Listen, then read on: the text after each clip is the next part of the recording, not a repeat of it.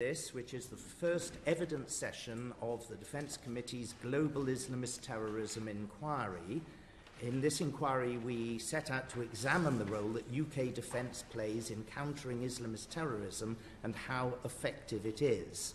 And in this session, the committee will be examining how social media in particular has changed the battlefield and also the role played by building partner capacity and offering air support to partners in the UK's counter-terrorism strategy. We have 3 expert witnesses here today, and as usual, I'll ask each of you to say a few words by way of introduction for the record, and then I'll hand over to John Speller to start asking questioning. Emily, would you go first, please? Yes, and thank you very much for inviting us in to speak today. I'm Emily Knowles. I head up the Oxford Research Group's Remote Warfare Programme. We're a small research and policy team examining changes in military engagement with a focus on a shift towards remote warfare, so a big focus on building partner capacity and the current fights against ISIS, Al-Shabaab, Al-Qaeda. Thank you. David. I'm David Patrikarakos. I am an author and an analyst. I am most recently the author of War in 140 Characters, How Social Media is Reshaping Conflict in the 21st Century, so quite apt. I am also a appointed fellow at Yale and an associate fellow at the School of Iranian Studies at St Andrews. Thank you very much. Chris. Good morning. I'm Chris Woods. I'm the director of Airwars, which is a UK-based international NGO. We monitor reported civilian harm from the battlefield, primarily focus on Iraq, Syria and Libya at the moment, mostly listening to what local communities themselves are reporting out. And then we engage where we can with militaries to help them better understand where the harm is occurring, with the aim of getting those casualties down wherever we can. Thank you very much. John. Yes, a more general question to start with, and that fundamentally is Islamist terrorism, in your view, or indeed an existential threat to the UK? Tough question to start off with. I think it's certainly something that continues to challenge governments. I think if you look at kind of the political will for large boots on the ground style deployments post-Iraq and Afghanistan, you can see that there's been a real shift in kind of government willingness to have the same style of large military intervention overseas. At the same time, you have got this continuing threat from terrorist groups who tend to be operating in areas where there is enduring weakness of local partners on the ground. It's not like these groups are operating in areas where there are strong local militaries who can provide security. And I think this is where things like the 2011 Building Stability Overseas strategy really came in to say it's important for the UK and for the UK's security to be building the capacity of those partners on the ground now, so that in the future they can provide better security for their own countries and regions, so that we're not locked into this endless cycle of international military intervention. So I know that Russia and other threats have been much more in the news recently, but I think that this is something that, lends itself to a more preventative, long-term approach, which can make it seem less threatening. But it's absolutely in the UK's long-term interests to get this right. I mean, I would only follow on from Emily. I think she's absolutely spot on. I mean, look, existential in the sense, is it, I mean, it's not an existential threat security-wise in that the UK is not going to fall anytime soon as a result of Islamist or jihadist terror. But the long-term threat is a very real one. And one thing I would like to point out to the committee is that we have now millions, literally, of young Muslims growing up in refugee camps because of Syria. They have no work, no chance of employment, and these are going to be breeding grounds for terrorism. So this is a threat that no one seems to really have taken into account. But this is something that I think is going to produce a lot more Islamist terror. In terms of, as Emily rightly said, we focus on Russia. It's a different form of threat, but I would say that ISIS or Daesh was a game changer in this regard, and it was a game changer because it was the first essentially digital terror group. And that is going to be the norm from now on. All terror groups have picked up on that, and the threat is going to be very much increased over the long term, I would imagine. Thank you.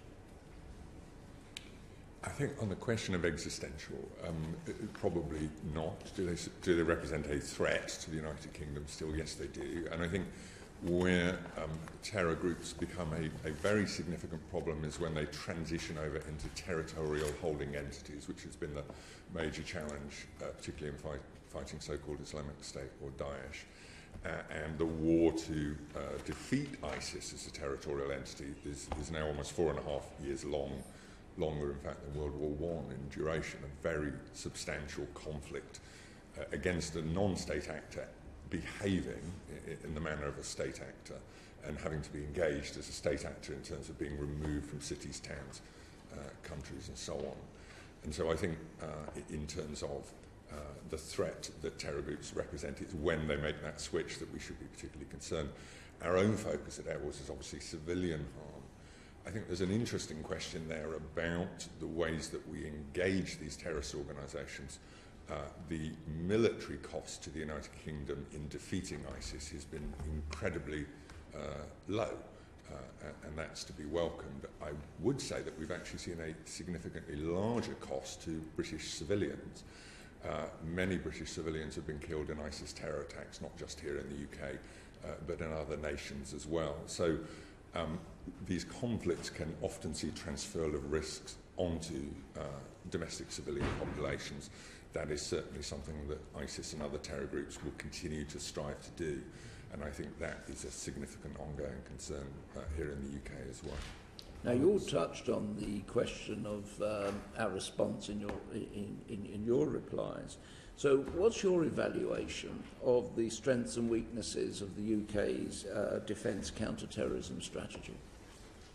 Well, I think to start off, and certainly what our research, so we do field research on the ground in places where the UK is carrying out counter-terrorism operations, as well as running roundtables here in London with the political and military communities. I think one of the things that really comes out is that the strategies themselves are good. I mentioned building stability overseas strategy. That's been followed on by many welcome efforts in strategic defence and security reviews and the modernising defence programme.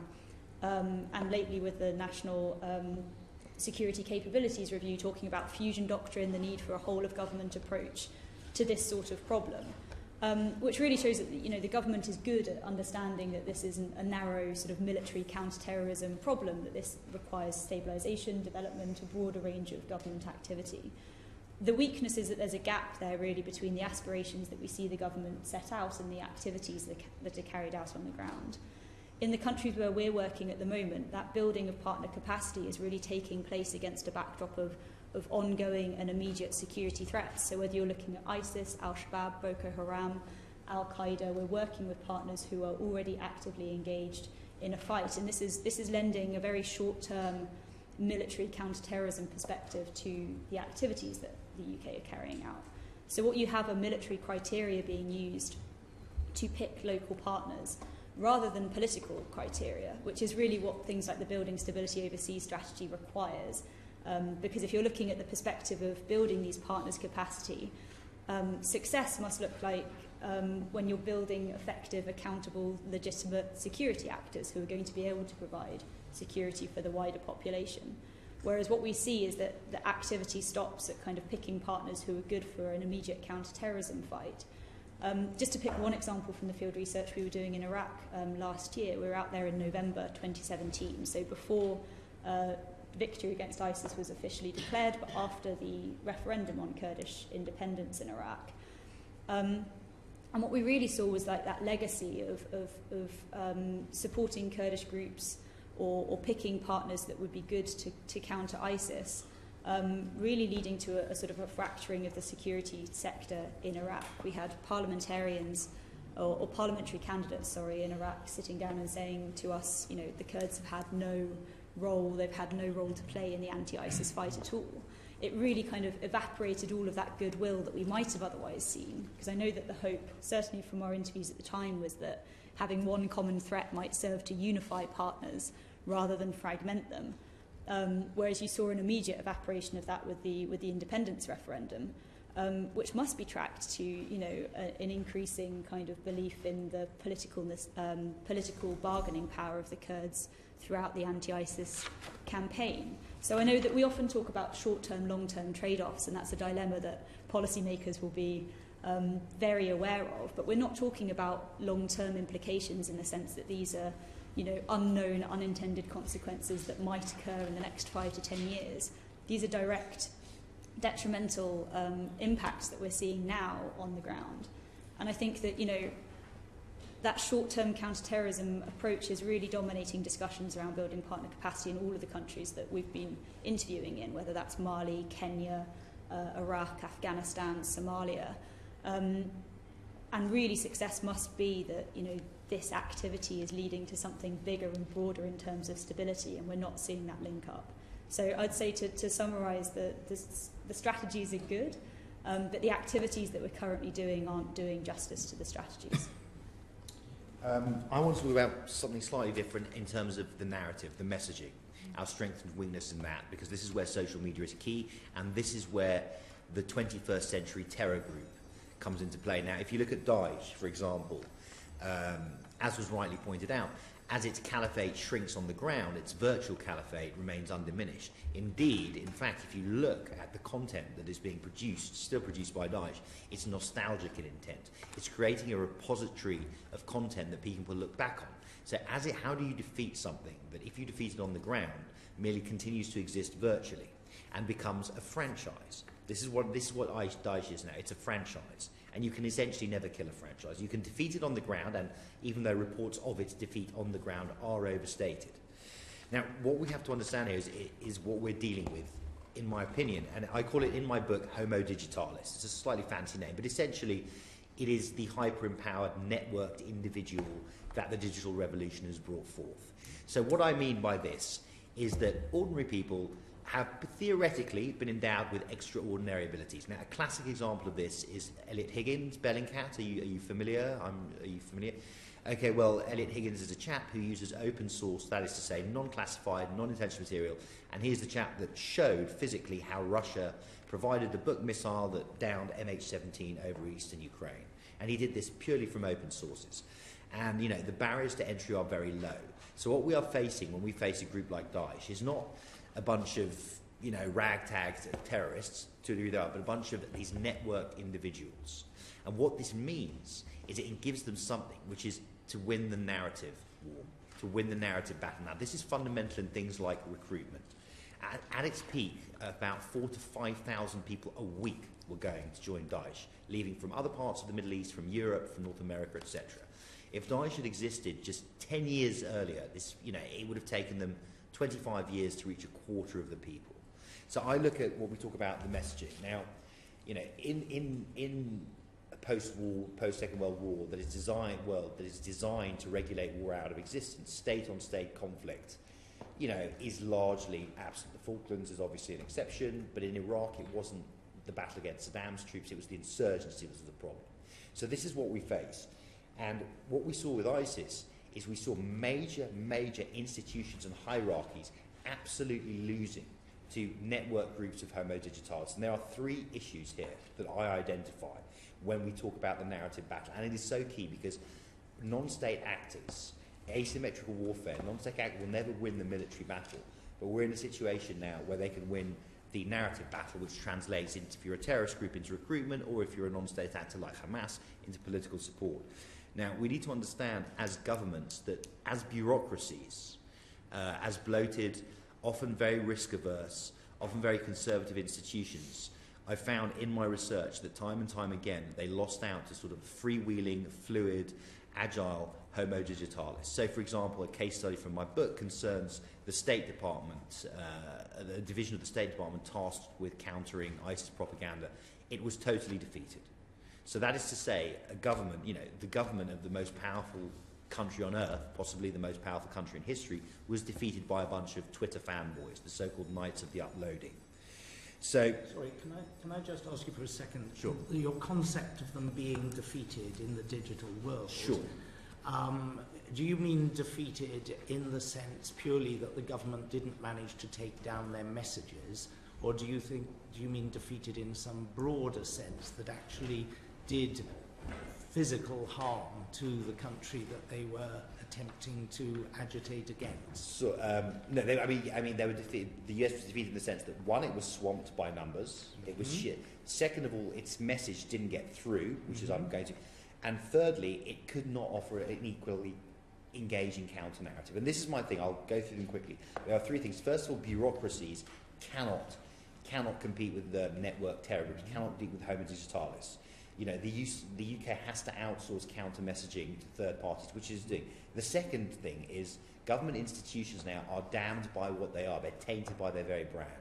That is to say, if you are a young, disaffected Muslim or whoever, who is the last person you're going to listen to? It's going to be the US or the UK government.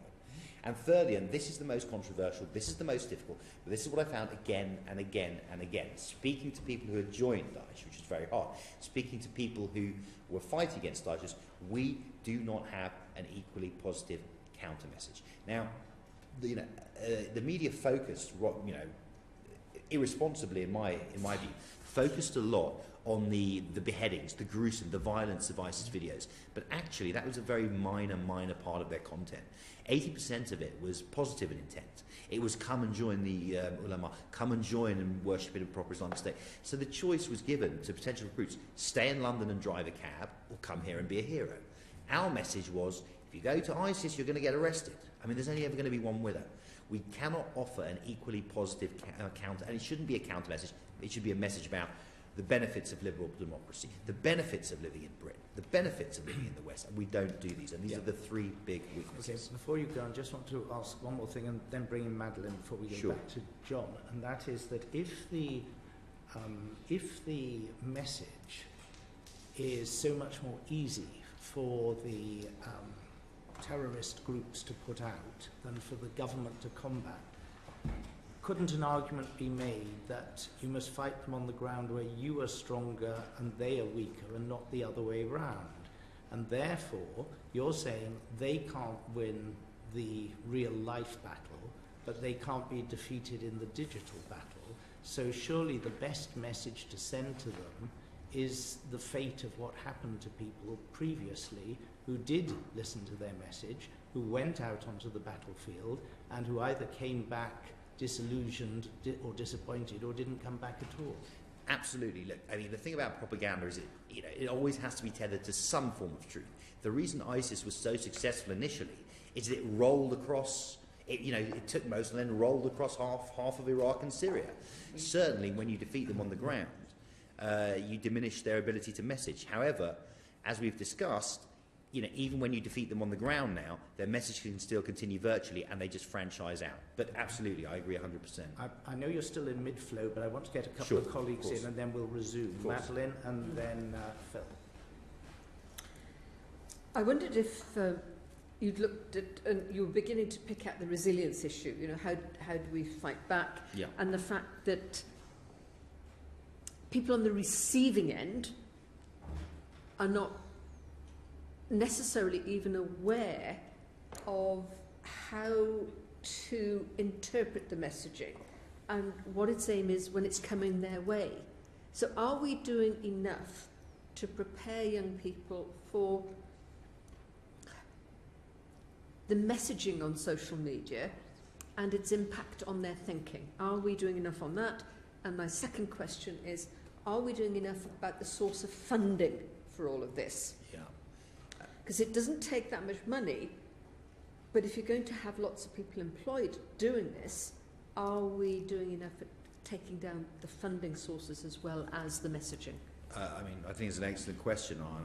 Look, for the first, the funding issue, I actually think who's very culpable. Well, the first issue, let me sort of, in terms of that, I actually believe this is a wider problem. I believe we need to put social media literacy on the national curriculum. Absolutely, couldn't agree with you more. Absolutely. So that is a wider issue because, people now of 8, 9, 10, 11, 12, 13, this is how they view the world. This is how they come to view democracy. This is how this sort of democracy is distilled to them. So I believe there is a wider issue here. I believe we have to do more on that, and I believe that putting social media literacy on the national curriculum is the only way to do that. The funding issue is, here I think the social media companies are very culpable. I think they have a lot. This is the thing about social media companies is that, you know, they have a very sort of neutral nomenclature, you know, platform, newsfeed, which actually they're not, you know, they're the idea that they're these very neutral spaces. They're not. Their business is designed to make money, which is fair enough, and their product is their users, which means they're very disinclined to kick users off their platforms, because for the simple reason Nazis and Islamists buy trainers too. And they're very disinclined to check sources of funding and where there's adverts and all these sorts of things, if that's what you're talking about. So those are two big issues that you have identified that I think are serious problems. But the second one, the funding issue, there has to be some kind of greater regulation of the social media companies, because they're not going to do it themselves. Okay, thank you.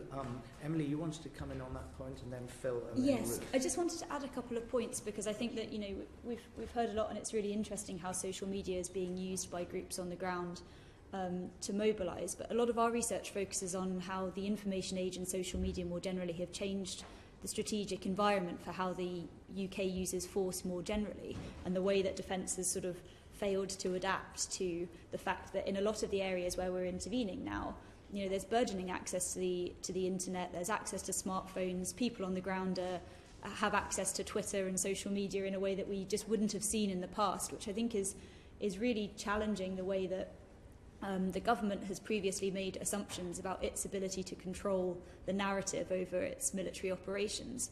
And I mean, where we've seen this to perhaps the most stark effect is in areas where, you know, perhaps the more secretive end of British military operations, where previously things like special operations wouldn't have been commented on and still aren't commented on by the government, and yet you see a huge amount of media speculation around it. So to give you the example of Libya, I think this is a really interesting example of how, you know, there were numerous media reports surfacing about a British role in Libya. You had the US and France, who are able to comment on special operations, who are talking about their role in Libya. You have to ask yourself the question to how much the UK government is really hamstringing itself in having this narrative around military engagements by having this kind of no-comment approach. And I mean, we ran a study about local Libyan perceptions of operations in the country post the fall of Gaddafi. And one of the things that we get caught up in is we often assume that the target audience of UK government narratives is a UK domestic audience or a parliamentary audience. But it didn't make much difference to the Libyans that our author Alison Pargater was speaking to on the ground, whether it was a special operations unit or a regular unit that was conducting operations in their country. What mattered to them was the fact that there was absolutely no information in the public domain about what the UK was attempting to do. And that leads to a whole variety of speculation about what UK aims may be, and kind of leads us into a weird scenario where the government itself doesn't have any tools at its disposal to have that conversation. We can't have an informed debate about UK counter-terrorism in Libya because it's not possible because of the no-comment policy.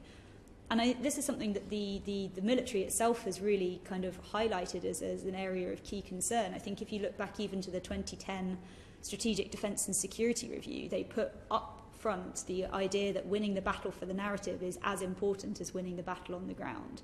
I don't think it's possible to have one without the other, because the battle for the narrative directly constrains where and how the UK military can operate. So it's really important to get this right, and there's a lot of talk within the military at the moment about the importance of strategic communications, the importance of getting the message out, but it doesn't seem to be changing the wave of government policy that really restricts the narrative around contemporary UK military operations. Absolutely.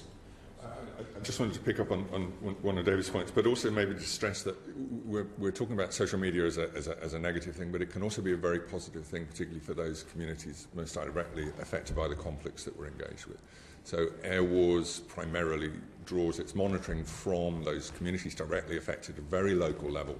Social media plays a really critical role within those communities in reporting the harm that's occurring within those communities, naming victims and so on. Helping us to better understand where the harm is occurring. Local communities in Iraq and Syria played a crucial role reflecting the activities of ISIS during the occupation, often at great risk to themselves. There was a reason that ISIS had death squads hunting down people reporting out on social media, and it was because it represented a critical risk to their own attempts at messaging. But I think also worth saying in terms of successes and failures, when we're looking at the issue of civilian harm, we engaged quite heavily with the coalition for the first 2 years of the campaign, where they effectively ceded the entire social media sphere to ISIS. ISIS decided to make a great deal of civilian harm incidents or allegations locally. They would produce slick videos, they would get in on the ground, they would interview victims, they would go to the hospitals, they would put these videos out on social media. They'd be viewed by hundreds of thousands, even millions of people within 48 hours. And the coalition response to that for the first 2 years of the war was silence. They effectively ceded the entirety of social media to ISIS and allowed ISIS to say whatever they wanted about civilian harm, until the coalition got its act together, started to respond on individual events, started to put out a counter-narrative, started to actually assess civilian harm events, which they didn't even do for the first 18 months. So there were these really significant challenges around social media in terms of ISIS, but also we weren't listening to what these communities themselves were saying and weren't recognising the enormous risks those communities were running to get that information out. And even when they got the information out, it would sometimes not be actioned upon. So that was a concern for us. Thank you. Phil. Yeah, just a point, David, that I've noticed from the information we have, the Global Terrorist Index was saying that the number of deaths from terrorism around the world has actually gone down, but the number of incidents of terrorism has gone up. And it's now from, like 2004, I think there was 39 countries where there was Islamic terrorism, and now it's over 60, if not higher than that.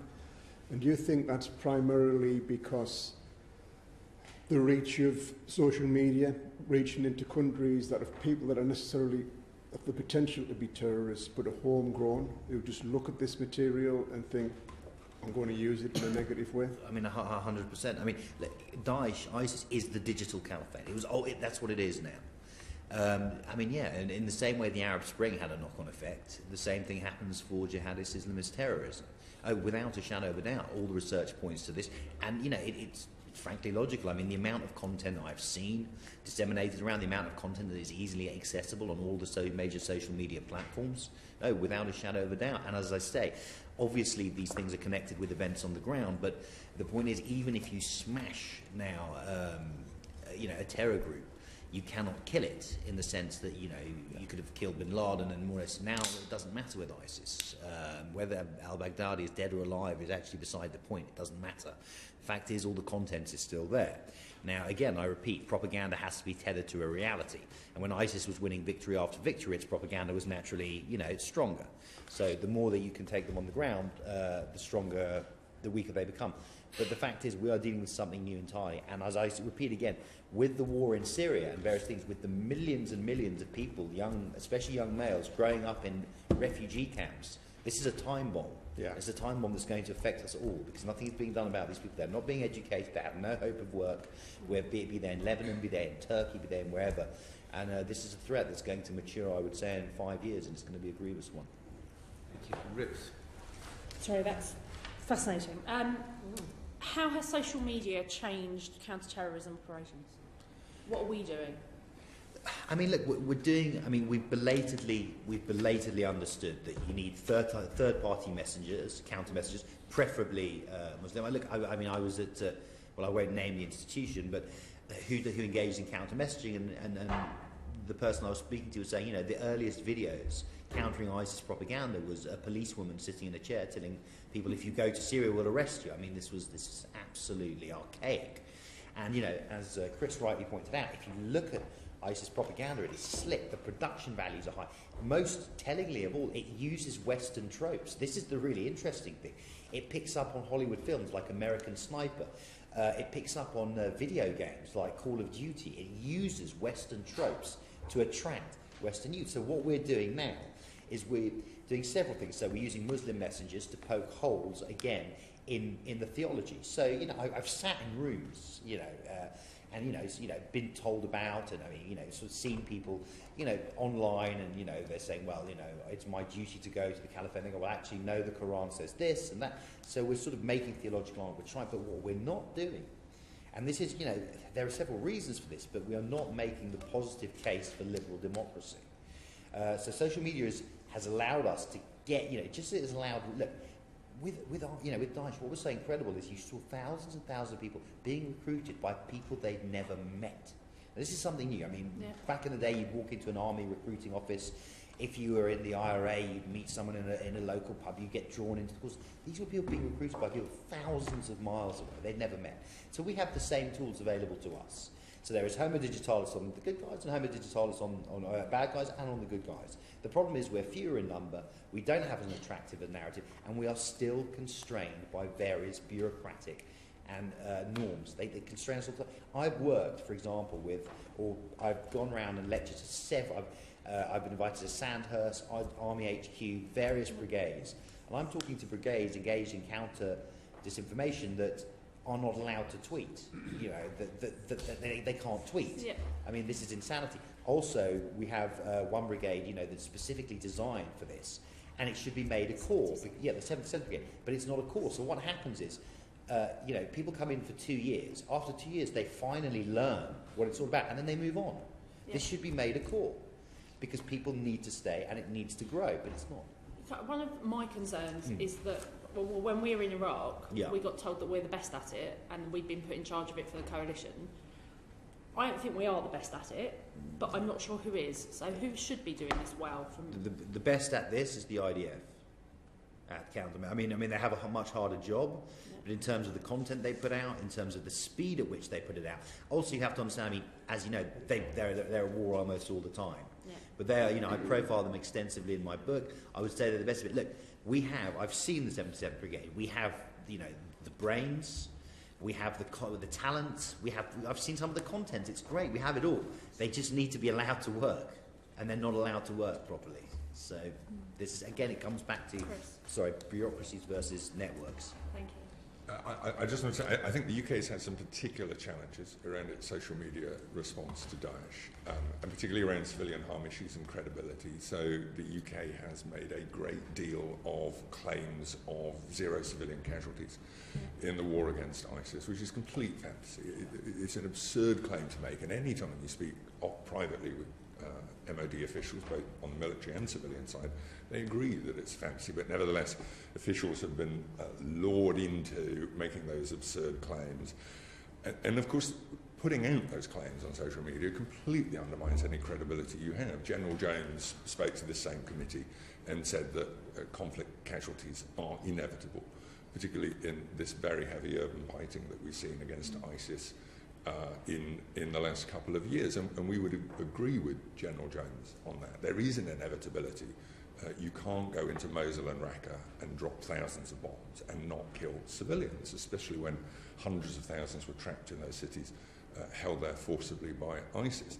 But it's still the British position that they didn't harm one civilian in either Mosul or Raqqa, despite more than 1,000 targets being struck during those battles.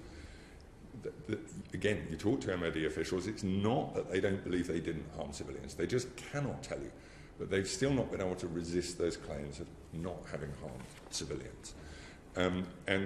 ISIS has countered that, Daesh has countered that with their own propaganda around civilian harm. What's been fascinating is they actually tend to operate at the conservative end. They tend to be targeting those local populations and regional populations to convince them of why the coalition can't be trusted, why they are the trusted parties, and so on. So ISIS has tended to pitch conservatively around civilian harm. A good example of that, there was a controversial strike against Mosul University a couple of years ago. The highest level of allegation was more than 100 civilians killed in that event. The consensus locally settled around 25 killed. ISIS itself put out an estimate of only 16 killed.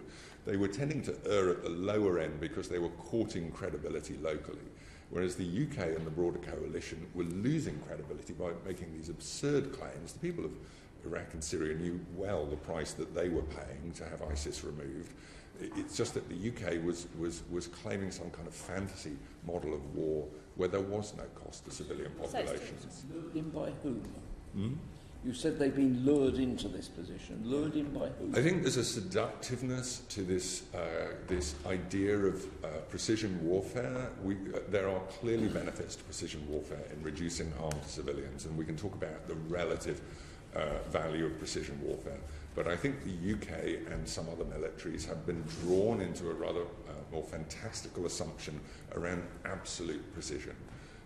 And that has been a big problem. So it's still the position of NATO, 8 years after Libya, that the official NATO line is 0 civilian casualties from the war in Libya. It's not that they don't believe they didn't harm any civilians, they just can't give us an estimate because the way that they model civilian harm requires ground investigations, and there have been no ground investigations in Libya. And again, in Iraq and Syria, all the UK can do when it's assessing civilian harm is ISR. It's from above. If they can't see the civilian harm, they can't understand the harm. And most civilians have died in unobservable spaces, as we mentioned in our report, where they can't be observed or seen. Emily hasn't spoken yet, if that's... Yeah, sorry. Yeah, I think I would agree 100% with what my other panellists have said. I think that it really points to a larger sort of strategic question about how the UK is actually engaging in this debate more broadly, because we've heard a lot about sort of the reactive measures that the government has put in place, but I think this should all be taken into the context of, we were engaged in the fight against ISIS already, and it still took a long time to kind of get up to speed in terms of putting across a narrative. And as Chris has pointed out, the narrative that we ended up putting across, especially in terms of civilian harm, was never credible anyway.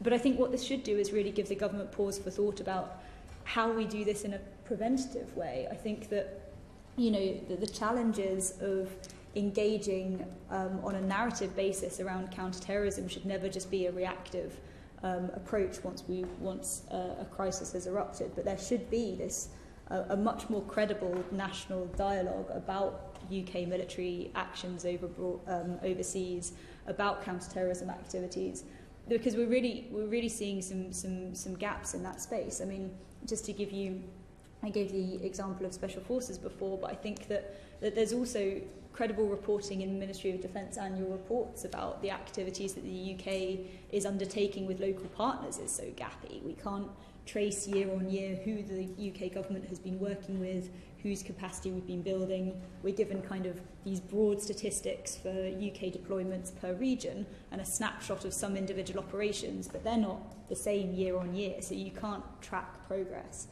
Actually, as an external observer trying to understand what the UK is doing, what the UK is trying to do in a lot of the places where it's engaging, it's very difficult to even do so. So how do they enter into the narrative about, what is the UK's strategic aim to engage with populations on the ground is a bit beyond me, because we just don't have the access to information to begin with. Sorry, you had we went when we visited Iraq. We did Saudi and Iraq on the same visit. Saudi's investing a huge amount of money in their counter. What over here would be a prevent strategy, but their counter extremism strategy on this type of messaging. And we got told that we are the lead within the coalition.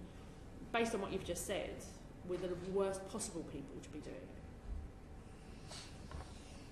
I think it's a difficult one, and maybe Chris will have some thoughts on this as well from looking at the different parties to the air campaign against ISIS. I think that, it's not that the UK doesn't recognise the strategic importance of this. I mean, I mentioned already that in lots of military strategic documents, that emphasis on strategic communications is there. The development of the 77th Brigade shows a prioritisation of this. I mean, on many of the technical aspects, the UK is nominally putting a lot of effort and attention into being able to do this better. The problem for me sits at the strategic level, where we don't have a government or a set of policies that allows actually for an open debate about defence. I mean, David mentioned... I'm trying to take it above that, sorry, because this is within the context of the coalition against against Daesh. This is one of the work streams that was allocated to us as well as fighting on the ground. We were the lead nation, coordinating everyone else's message. Yeah. Well, it's certainly from our perspective, you can look at how the US, for example, has been putting across information, both about its broader activities across Iraq and Syria. I mean, not only do they comment on their regular military activities, they're also happy to comment on special forces activities. They've been consistently the one coalition partner reporting on civilian harm caused by the air campaign. So you could take a look at that and say, well, there's a model for engagement around military activity. But I think that it's also important to see this in kind of a broader context about what it is that we're expecting the UK government to be able to do. I always think that if you're trying to take this on a back foot and suddenly come up with a counter-narrative approach to terrorism, and you're already on the ground and you're already engaged against a group like ISIS, you're always going to be on the back foot. So, yeah, I agree 100%. Absolutely. I just want to come back to a question which John asked and didn't quite get an answer. Chris, you said that when you talk to people in the MOD, they're quite frank about the fact that there may well have been civilian casualties. They just don't know who they are. And it's right to say that Major General Jones said the following to us in a previous session. He said, war is brutal, and if you want to fight in cities, everything is more extreme. Everything is heightened in a city. The number of troops you need, the amount of munitions you drop, and the amount of suffering. The idea that you can liberate a city like Mosul or Raqqa without, tragically, civilian casualties is a fool's errand. And Air Vice Marshal Stringer endorsed that by saying you can be as precise as you like, but at the end of the day, war is a nasty, brutal business. And he says, with the best will in the world, we can't rule out the possibility that there will be some civilian casualties due to UK strikes that we are not aware of at the moment, or that there is that possibility in the future.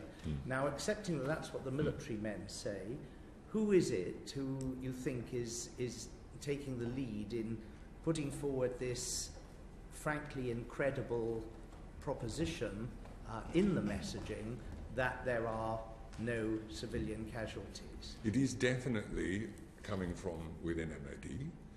Although I think ministers have been attracted to that narrative, and we've seen previous defence ministers making much of the zero civilian harm. It's not unique to the UK.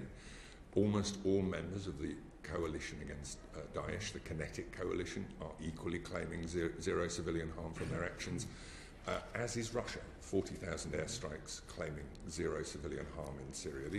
They're absurd claims. What do you think, if you were advising ministers, and I get the impression that you're not saying this is necessarily driven by politicians, but more by the institution of the MOD, is that your suggestion? But I think there are also systemic challenges as well. I think to engage with General Jones's comments, even accepting the inevitability of civilian harm, it's quite proper that we ask where on that spectrum we are comfortable with being. How many is too many? And that's a question I don't think is being asked enough. For the battles of Mosul and Raqqa, we believe up to 15,000 civilians died in total in those two battles as a result of actions by all parties to the fighting, somewhere between a third and two-thirds of those resulting from coalition actions. So these are very significant civilian casualties in our view. And understanding how the UK can get to the end of its campaign, the second biggest contributor to the Battle of Mosul and of Raqqa.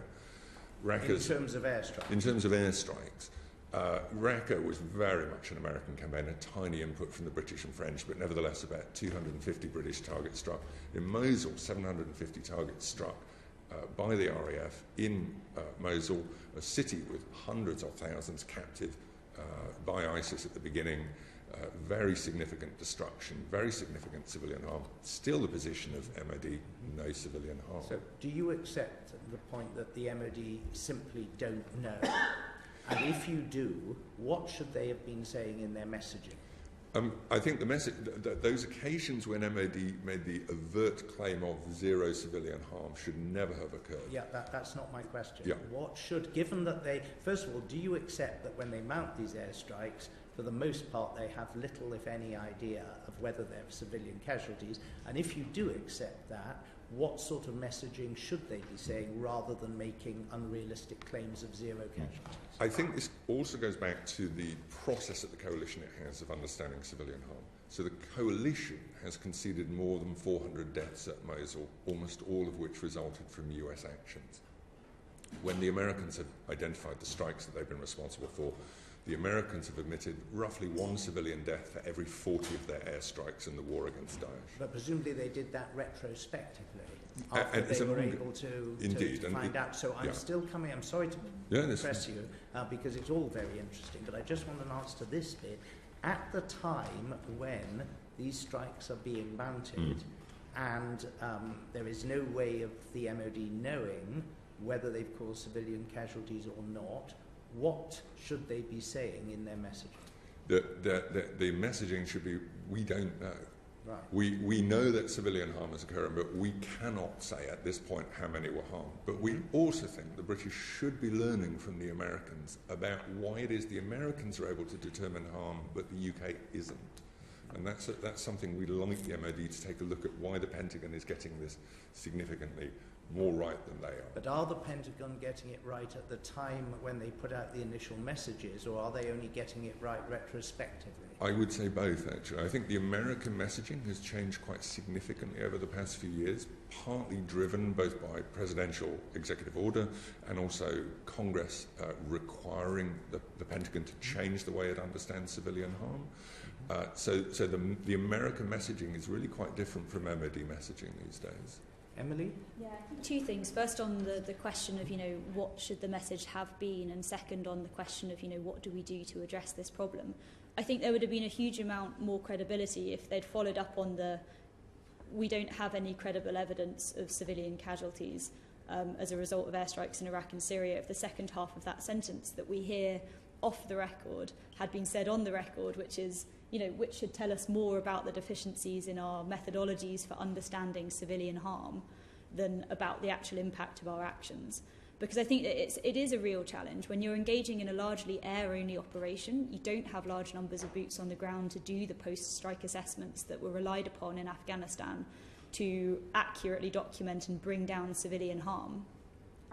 It's going to be a massive challenge going forwards, because you're given the option of either relying on somewhat unreliable local troop reports of civilian casualties, or you just don't have access to those areas. You might have a limited special forces contingent that you could send in, but they're not going to be able to review all strikes. And I think this is something that we really need to take into account as this becomes a much more common way of the UK and its partners engaging in spaces. Our ability to actually understand civilian harm goes down hugely. And that comes on to the second point about, what would we change then? I mean, the government's current protection of civilians strategy was written at the height of Afghanistan. It doesn't reflect this change in the way that the military is engaging. It's based on those assumptions that you could do the same things that we did in Afghanistan to address civilian harm, putting together massive civilian casualty monitoring units, for example, which managed to bring civilian harm down. But we can't do that if we're going to be engaging through remote warfare, if we're not going to be placing large numbers of NATO troops on the ground. So refreshing that strategy, I think, is absolutely crucial to take into account, how we're currently operating and the challenges. But also making sure that this is really addressed by the military as well, because you have this, on the one hand, this argument that urban warfare is deeply complex and difficult to prosecute, which is leading to a lot of internal conversations about, how the military needs more resources, more kit, more equipment, different training to deal with urban warfare. But at the same time, you've got an official government narrative but it's completely clean because there's been one civilian casualty conceded in Syria throughout the course of the campaign. So if we go back again to sort of consistency of messaging and common sense, it's just not there. So addressing those two things, both in the protection of civilian strategy and in military methodologies for monitoring civilian harm in remote warfare, I think would be huge steps forwards.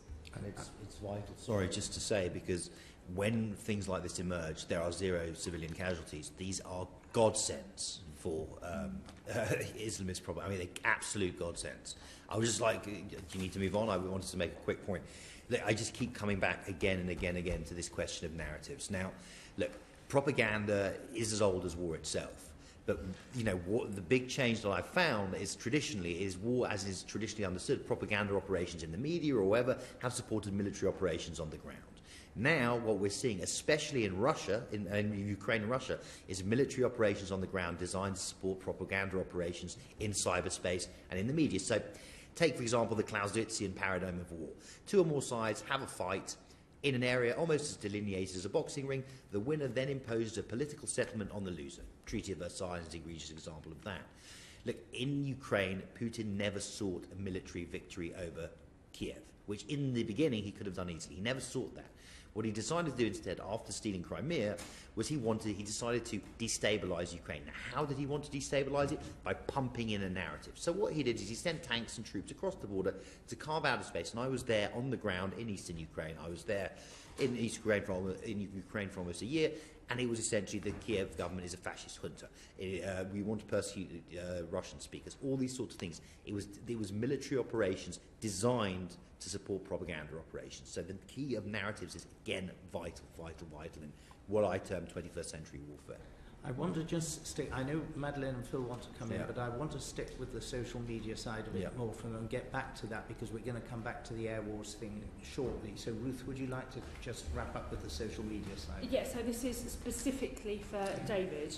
What lessons can we learn from countering Daesh on social media that could be, if there are any, because I'm not quite sure based on your evidence so far that we've done particularly well countering them at all, that we can learn to defend against other adversaries, including extremist elements of all political kinds. You just touched on Ukraine, and other state actors. Sure. Like, what lessons are being learned by anybody?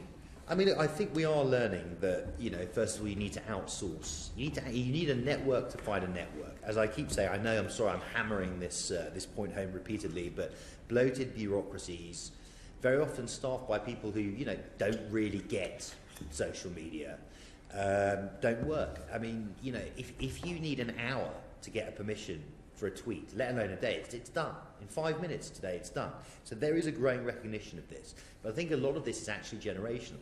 I speak to the army, and captains who are like 26, 27, we're maybe just going to have to wait 5, 6, 7 years until they're majors or something. And, this may actually just be, have to push through.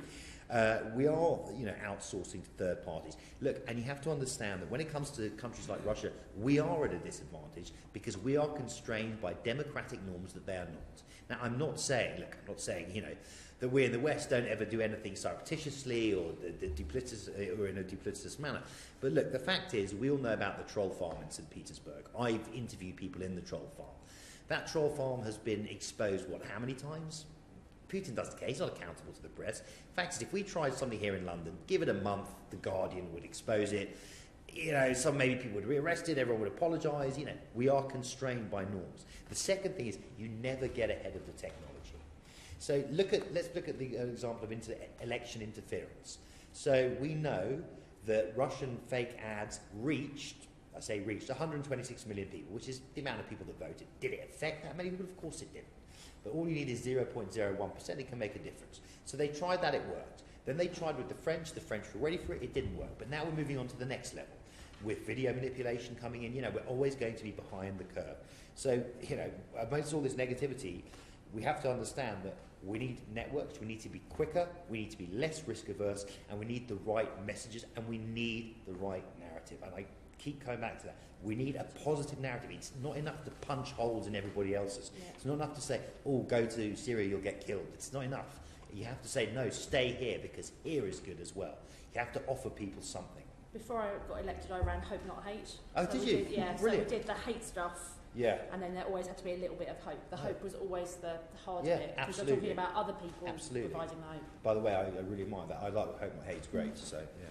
Absolutely. Could I just push back really quickly slightly against your narrative around being constrained by norms? Sure. I think that, one of the things that we have to consider is that we should, as the UK, be able to engage in that information space as a credible actor. I mean, I don't think anyone would say that we would automatically believe something that came out of the Kremlin or something that came out of Russian troll farms.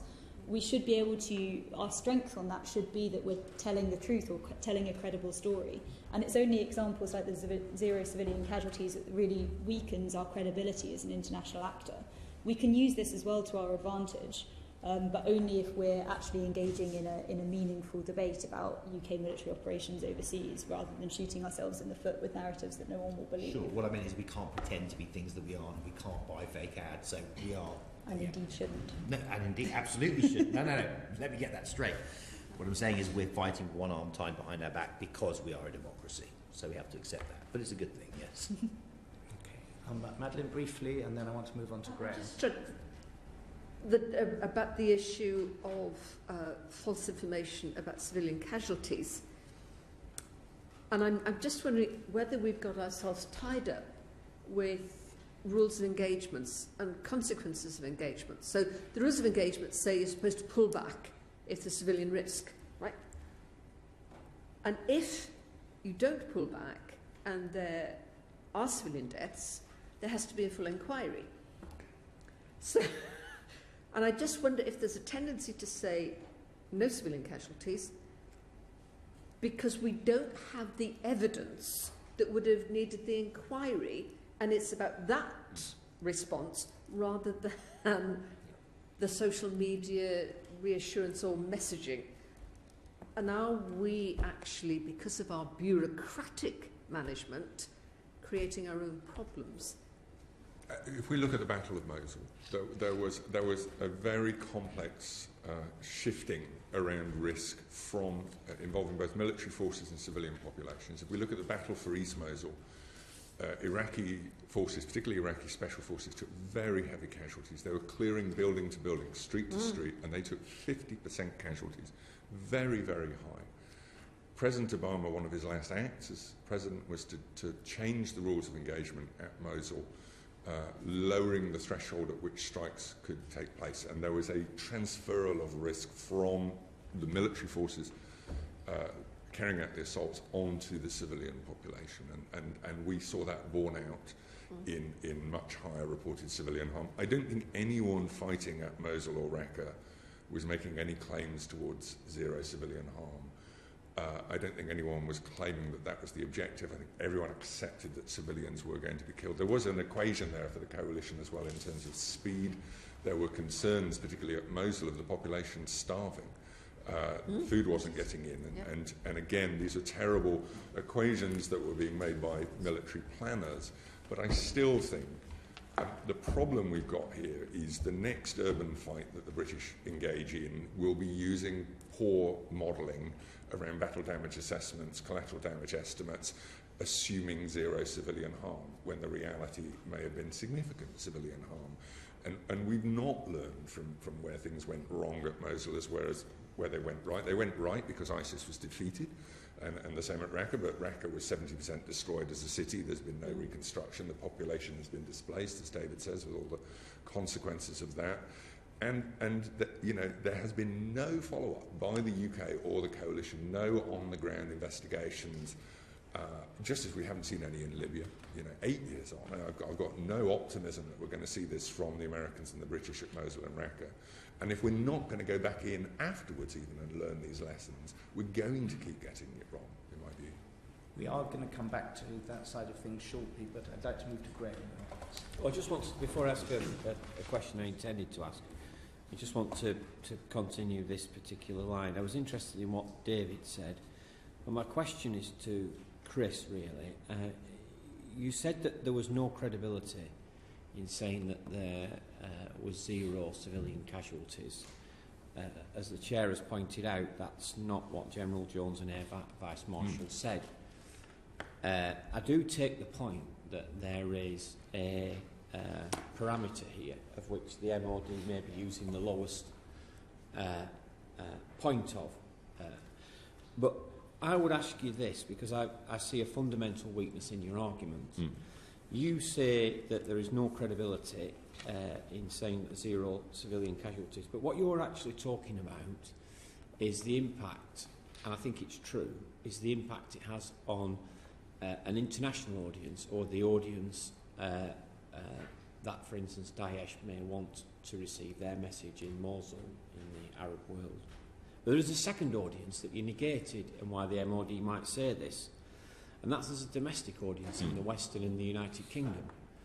And so clearly there's a logical reason as to why you would take that parameter of saying there's no reported casualties, of which, by the way, I have to say to you, there is much reporting about civilian casualties in many of these conflict zones, but none seem to be accurately attributable to, and if they are in some cases, it's because there's human shields involved, as General Jones said.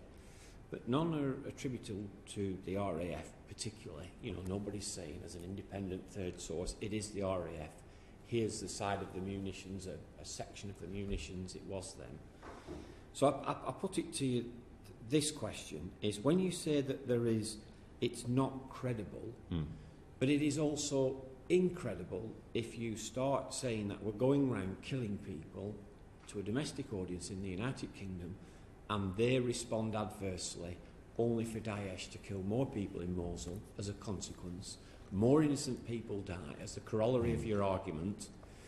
So do you accept that the MOD don't just have one audience, as the argument that you've made, but they also have a domestic audience here in the United Kingdom? They do. Who they must have a conversation with. And it is credible to say, on this scale of civilian casualties, this is where we're at. We accept there are civilian casualties, but none have been attributed to us so far. Yeah.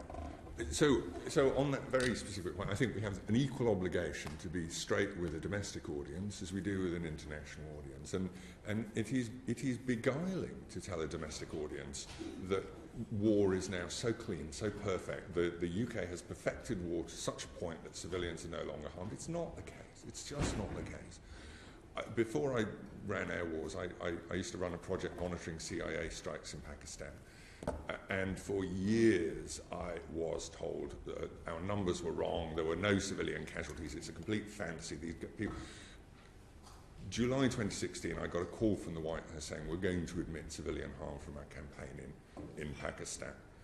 And they'd gone back over the strikes between 2009 and 2015, and in the end admitted having killed on average one civilian for every 7 of those intelligence-driven strikes using low-yield munitions in rural areas, 1 civilian kill for every 7 actions. That was the reality on official White House data. For Afghanistan, UNAMA data modelled against NATO data, the best they ever got it to in Afghanistan was 1 civilian killed for every 15 strikes. The US has officially admitted to 1 civilian kill for every 40 of their airstrikes in Iraq and Syria in the war against Daesh. That's the official US data. I can see nothing unique about Britain's military actions that mean that its strikes don't result in civilian harm, given the context of the war, given the munitions used, given the urban density, and crucially, given the reported civilian harm on the ground. And I think we do owe it to domestic populations to be honest about the consequence of war. We can't fight war without casualties. We can make some estimates on those numbers based on what local populations are telling us. And as I say, the coalition itself has admitted more than 1,100 deaths, almost all from US actions. And I don't think that's because the US has been rasher than other allies. It's just that they're more willing to admit harm because of the systems they have in place. So I think the messaging should be consistent between international and domestic. It's the same message, in my view. Well, it's interesting because that leads straight to the supplementary question I'm going to ask, is the dishonesty of NGOs in this country that partly fuel that. We see it time and time again with regards to airstrikes. There is a gross exaggeration by NGOs as to what's happened. I mean, you just have to pick up the newspaper. The examples that they finally do get to attribute, we suddenly, after investigating, find that they are inaccurate, grossly inaccurate. And so part of the responsibility, you say talking to a domestic audience, and we talk about the media and the responsibility in terms of counter-terrorism, but if you're to defeat counter-terrorism and you're to talk about honesty, the question is, how do we instill integrity and honesty in the NGO community? Well, which dishonesty are we talking about? So, as an example, the Amnesty International... More recently, I'll give you an example. There was in Yemen, there was use of a British Marconi-made missile that killed innocent people. There was no actual body count, no evidence of that. It transpired that the Marconi was exported between 1989 and 1998. So not even under a Labour government, I might add, but under a previous government. But they were only fitted to Mirages, and it couldn't have been a Saudi plane. So straight away, you've an accumulation of so-called evidence that actually proves to be false. Well, and this is constant, and that made a major headline and a major story. So, but we're talking about countering terrorism. If you're to counter terrorism and get the messaging right, my question is, do you think there's any credibility whatsoever in the NGO community? A great deal, actually. Amnesty International produced a report on the Battle of Raqqa last year, which the Defence Secretary, based on a briefing, condemned in the House and said was a very problematic report. Subsequent to the Defence Secretary's comments, the US-led coalition accepted almost every event in that amnesty report as credible, and only rejected 2 deaths of almost 100 in 9 separate incidents because the evidence level was lower than for the other events. So in a report that the Defence Secretary had told the House was poor, poorly researched and had no credibility, the coalition actually accepted almost every one of those deaths. I don't recognise this description of an NGO community that misrepresents civilian harm. I would say in the case of Airwars, our own focus is mitigation. We're not focused on the high-profile IHL violation case. We recognise that almost all the civilians killed by US-led forces in the war against ISIS were not unlawfully killed. But we still think that the numbers could be brought down. And the way those numbers can be brought down is by better understanding where the harm occurs, how it occurs, and therefore how to reduce the harm next time you drop a bomb. And we think that's right and proper for NGOs to engage in that territory. So just finally then, the contention that you made is between the accuracy of the NGO community and the inaccuracy of the MOD, in short. What I would say to you is we had General Jones before the committee, and he said, for example, in his submission, as a part of his submission, that part of the one that was the submission that was read out, but also part of that submission, that the number of deaths were also tied into civilian casualties. And you'll have read the section, I'm sure, where he talked about innocent people being welded into buildings and then tripwires and bombs put on the buildings. And the coalition do not have the imagery to know, other than to know that there is an enemy force on the rooftop. And before you know it, even using the lightest munitions and the wisest of considerations, that you end up killing innocent people. But I never read from the NGO community. It's only from the generals and the MOD that we get any honesty on this. I never read from any NGO community about the huge problem that we have, both in Yemen now, but also in other recent theatres where we've got non-state actors, where human shields are being used, and they are accumulating a significant number of civilian deaths. For instance, the rockets that are being launched into Saudi Arabia from marketplaces in Yemen, and the secondary explosion kills more than the primary explosion. We never hear that from the NGO community. You say that the MOD are involved in misinformation. I say to you, how can we believe the NGO community? Because you neither report the facts either. Well, every day, every week, Airwars interacts hands-on with the coalition's own civilian casualty cell. We have referred to the coalition with no public fanfare, just hands-on engagement, more than 1,500 alleged civilian harm. How many people do you report who've died from human shields? How many do you report that have died because of a breach by a non-state actor? Those people. How many of those do you report? So our own focus is international military actions. So by Russia, by the coalition, by Turkey. Well, that happens to be our organisational focus in Iraq and Syria. Other monitors monitor Daesh. You make that point well. You mentioned about the welding of civilians. That actually came from an Amnesty report. Amnesty can defend themselves, but you're painting a picture of an NGO community who is immune to ISIS and its atrocities. But I would say that they have been well documented, and rightly so. But it's also proper that Western military actions also be held to account. We're going to have to stop very soon. Make it one last one. Yeah, I just wanted to press this point. So you don't have a differentiation between those who were killed as human shields, between coalition action, and those who were directly killed, and directly and 100% attributable to coalition action. You don't differentiate, and that shocks me. You can advocate a policy when you don't differentiate, when clearly in these two theatres that we have now, that is what is occurring. We are a tiny NGO. 20 people, less than £500,000 a year, monitoring a massive war and trying to work as best we can with militaries to help them understand civilian harm. We have limited capacity, and we're focused on international military actions. I quite accept that we don't focus on ISIS and civilian harm by non-state actors in that conflict, although we have in others that we've looked at. That is a capacity challenge for us. It is quite proper for people to hold ISIS to account, I agree. It just happens to be our focus on Western military actions as they presently stand, and Russia, by the way, in Syria. Just Emily, I want to move on to the question I did want to ask, which is about the US drawdown, Syria, Afghanistan, Somalia, and what impact do you think this will have on our efforts to counter terrorism? Yeah, I wondered whether this would come up, because there's obviously been a lot in the media recently about Donald Trump's sudden decision to withdraw troops from Syria and other locations, and I think that it's clear that this will have a detrimental impact on UK objectives and missions there, not least in terms of the damage that it will do to the relationships with partners on the ground that we've been trying to foster over the last couple of years, especially Kurdish groups in Syria. But I think what I would say is that this is indicative of a larger problem that we have with this style of military engagement, in that we get a lot of reports from the ground about a sort of tap-on, tap-off international approach towards engaging with local groups on the ground to counter terrorism anyway. Be that our interviews in Kabul, so we were out there in March 2017, so a couple of years after the large NATO drawdown in 2014, talking to military personnel on the ground about the impact of that drawdown.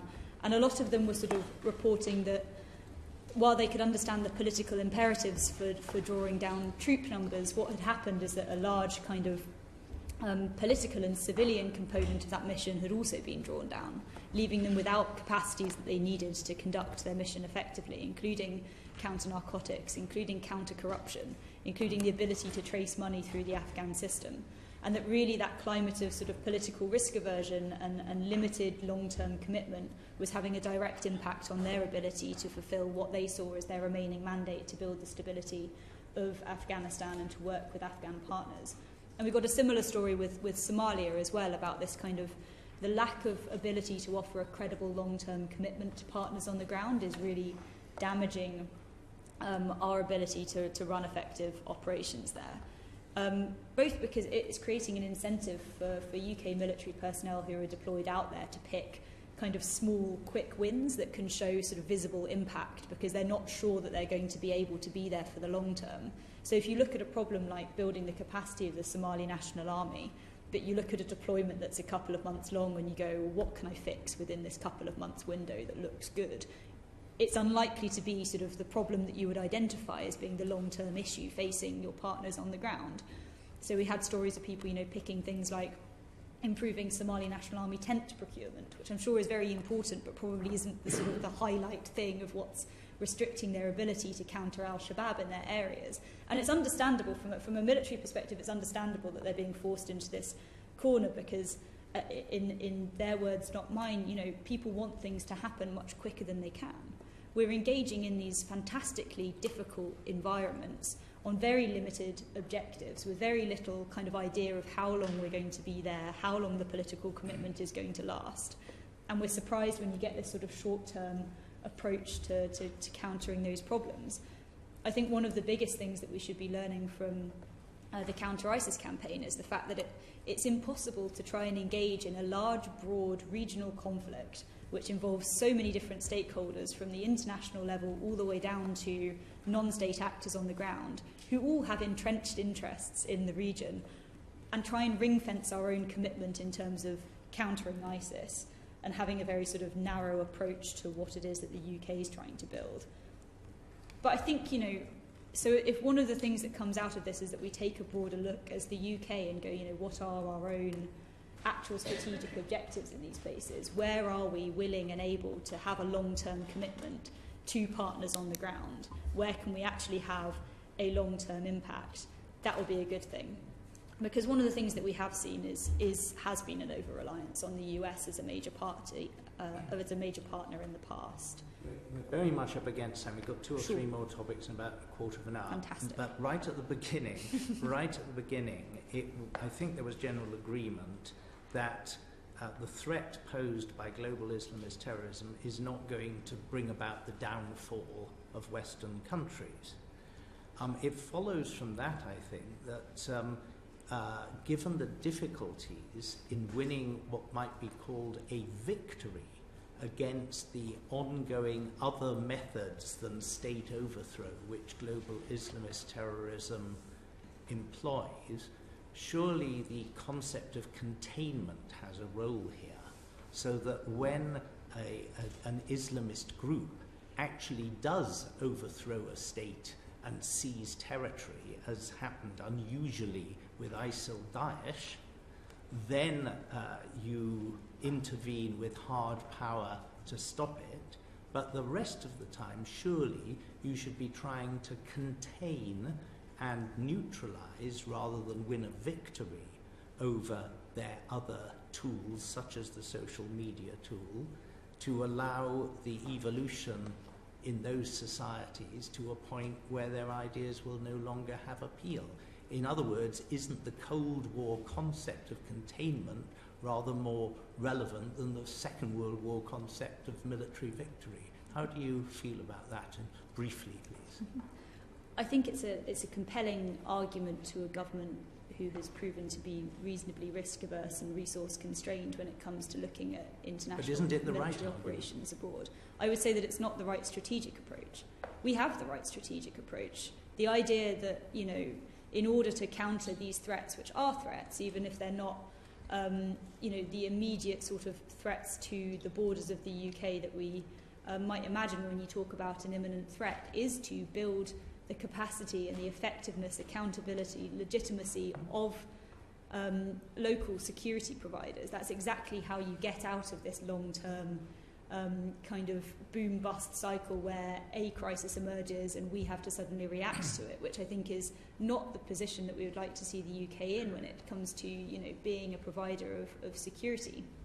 I think, you know, it's easy to fall into this trap of, you know, what you can do instead is just kind of contain and sort of work around the edges. If a military victory is impossible, and you all agree that it is, then surely either you wash your hands of the whole thing and take what's coming to you, or you have to go for another strategy that does not entail military victory.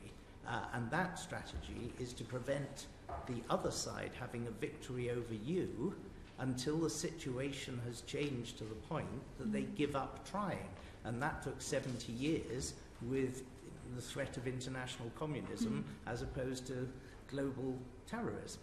Well, I don't think I disagree with you necessarily on that. I think what I would do is put it another way. So the goal of military intervention, whether that's, you know, on a large-scale military victory basis or on a lower scale, you know, helping out partners in conflict-affected areas, should always be to create or facilitate the conditions for a lasting peace process, bringing people to the table, some sort of dialogue that ends up, you know, without a spiral of violence. Sorry, I'm talking about dialogue with people who believe that if you don't believe in and subscribe to their version of fundamentalist Islam, you deserve to be killed.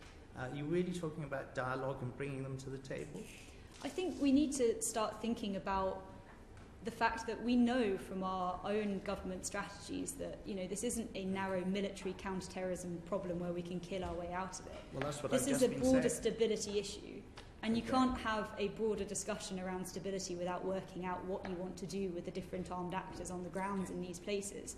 You can't just magic them away by not wanting to engage. Well, I don't think I did suggest magicking them away. On the contrary, I suggested dealing with the fact that they can't be magicked away. But David, do you want to come in on this?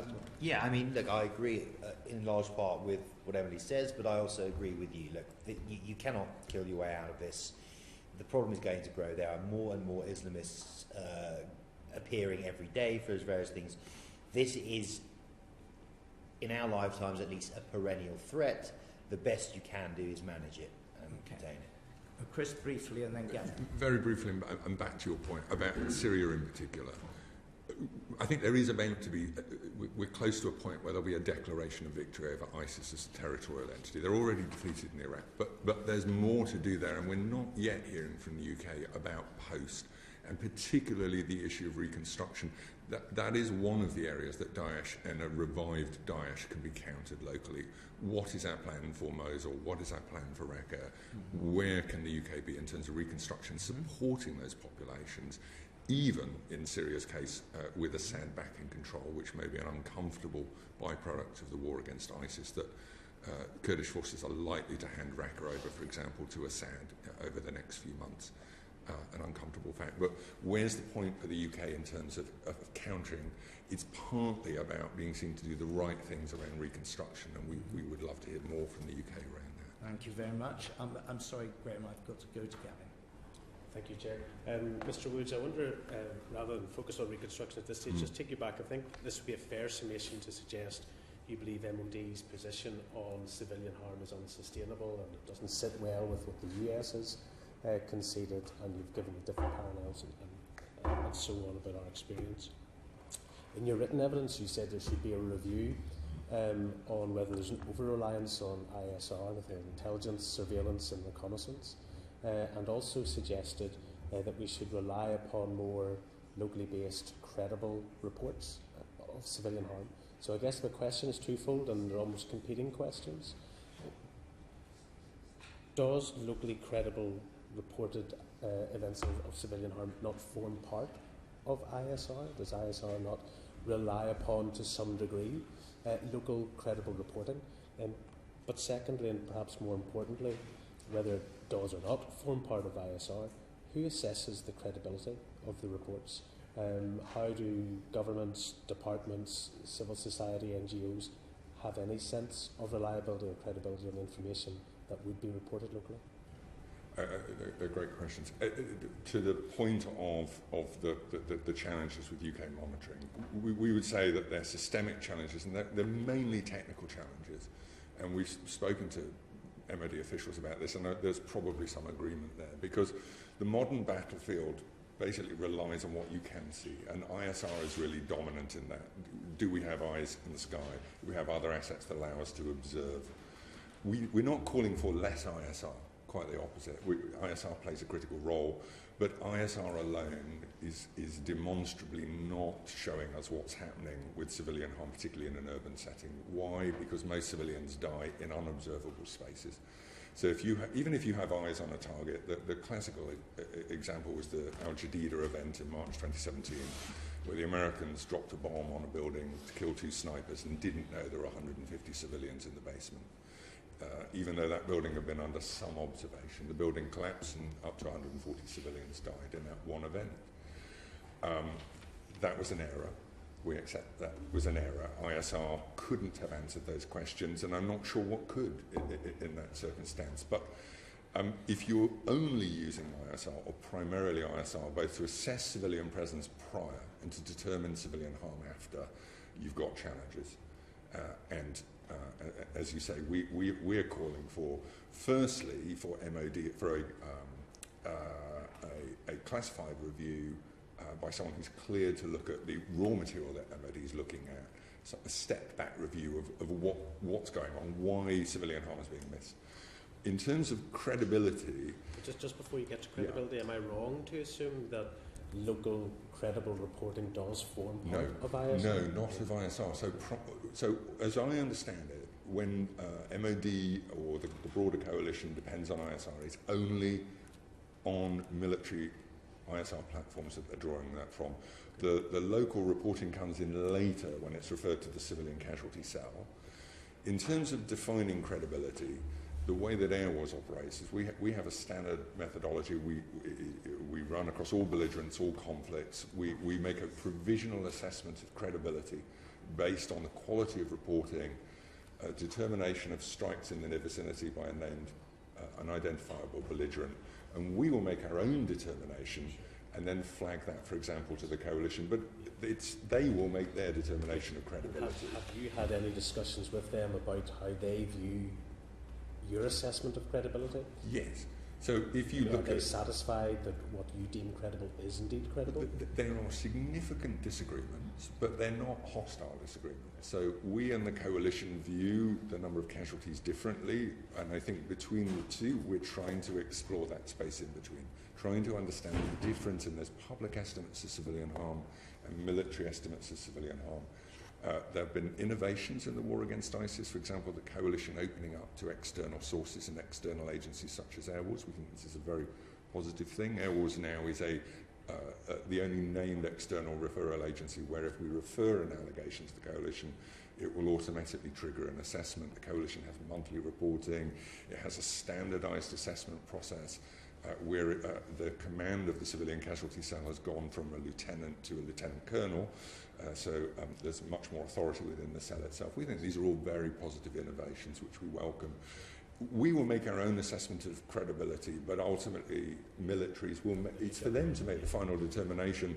We may disagree with that determination, but we can only offer our interpretation. They will have other information as well. One of the someone else is bursting to reply. I must give the floor to Johnny to ask our final questions. Can you just repeat that point about the level of authority for these strikes going from a lieutenant to a lieutenant colonel?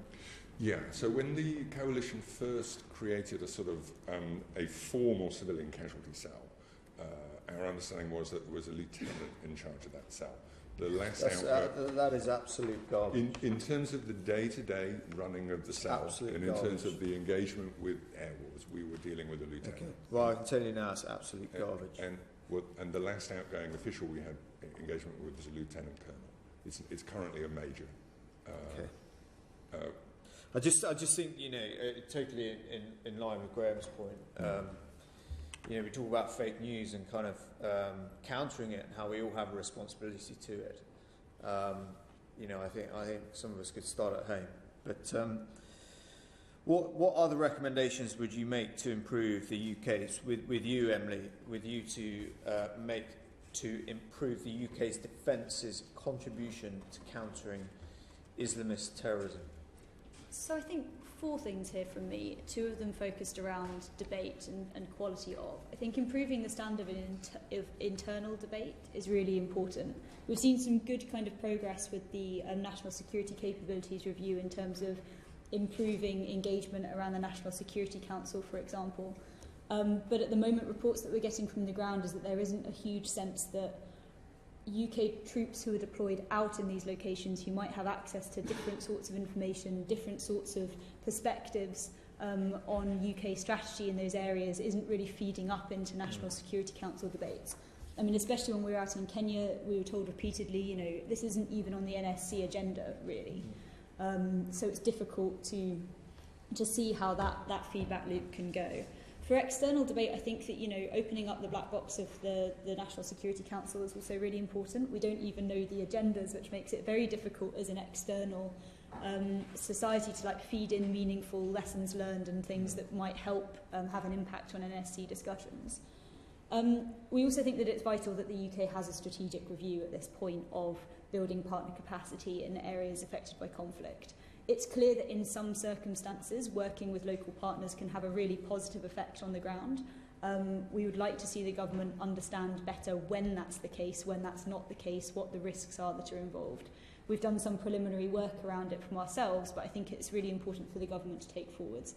And then the final point I'd make is more for the military. It's making sure that those lessons learned from contemporary campaigns are really internalised into doctrine and training.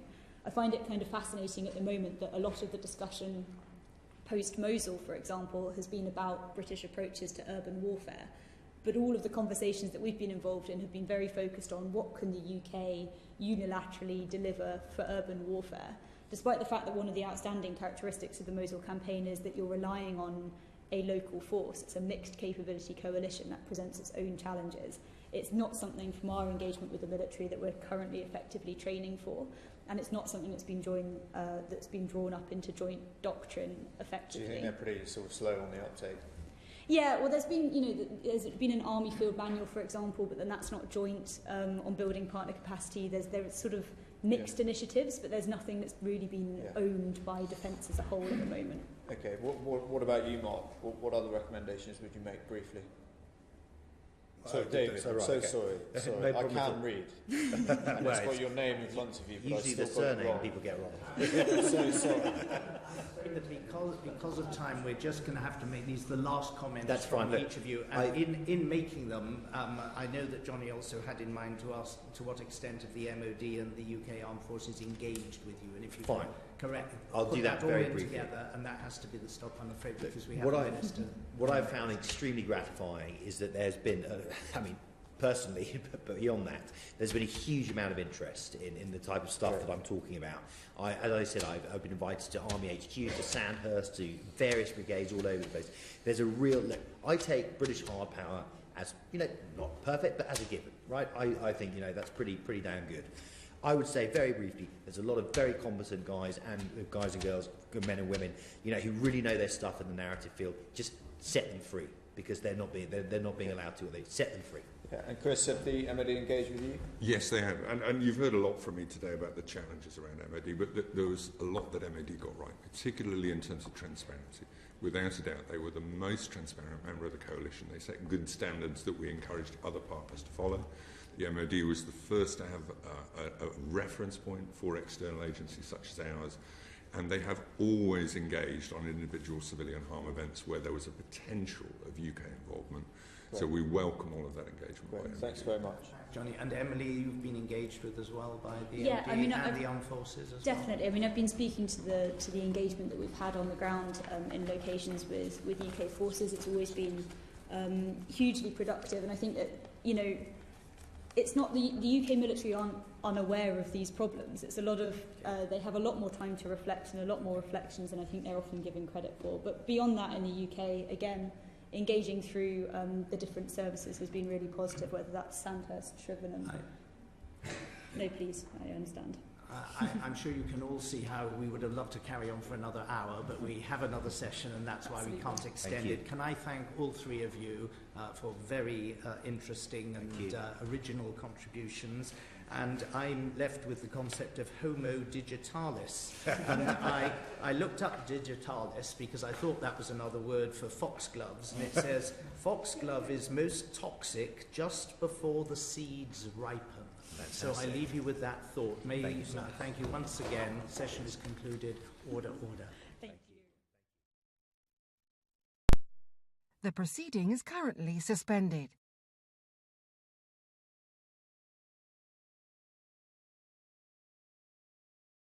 The proceeding is currently suspended.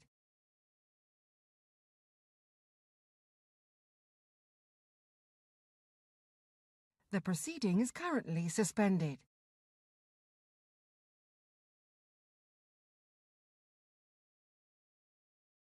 The proceeding is currently suspended.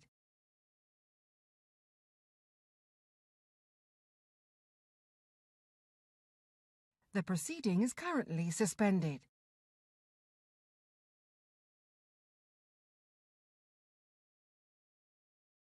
The proceeding is currently suspended.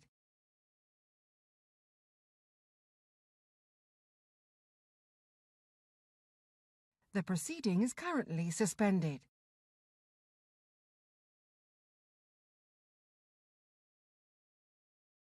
The proceeding is currently suspended. The proceeding is currently suspended.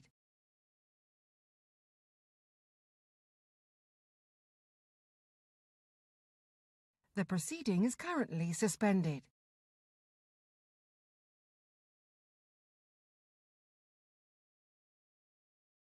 The proceeding is currently suspended.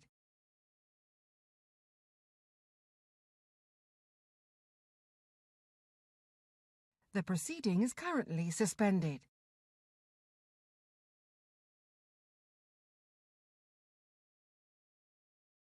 The proceeding is currently suspended.